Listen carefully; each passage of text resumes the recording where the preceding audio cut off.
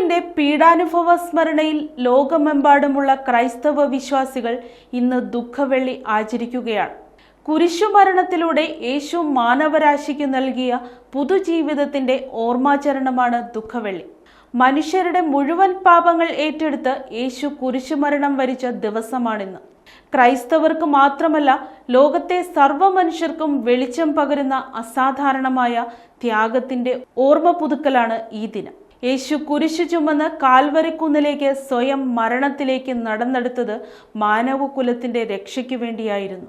മനുഷ്യകുലത്തിന്റെ പാപങ്ങൾ സ്വയം ഏറ്റെടുത്ത് യേശു മുൾക്കിരീടം ചൂടിയതും ചാട്ടവാറടി ഏറ്റതും 136 കിലോയോളം ഭാരമുണ്ടായിരുന്ന കുരിശ് സ്വയം തോളിലേറ്റി ഗാൽഗുഥ മലയിൽ നിന്ന് തുടങ്ങിയ യാതനകളുടെ ഭാരം വഹിച്ചതും എല്ലാം മാനവർക്കു വേണ്ടിയായിരുന്നു.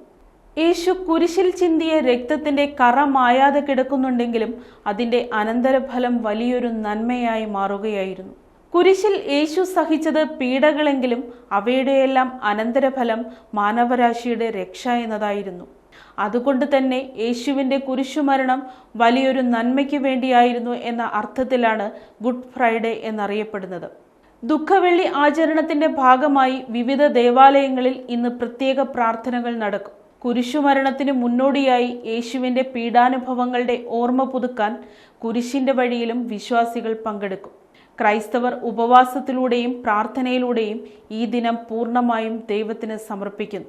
വിശ്വാസി സമൂഹം ഇന്നും പാപങ്ങൾ ഏറ്റുപറഞ്ഞ് കുരിശിന്റെ വഴിയിലൂടെ നടക്കുന്നത് വർഷങ്ങൾക്ക് മുമ്പ് നടന്ന ക്രിസ്തുവിന്റെ പൊള്ളുന്ന ഓർമ്മകൾക്ക് മുമ്പിലാണ്. സഹനത്തിന്റെയും ത്യാഗത്തിന്റെയും അസാധാരണ മാതൃകയായി മാറിയ ഈ ദിനം ക്രൈസ്തവർക്ക് മാത്രമല്ല, ലോകത്തെ സർവ്വ മനുഷ്യർക്കും തന്നെ വെളിച്ചം പകരുന്നതാണ്.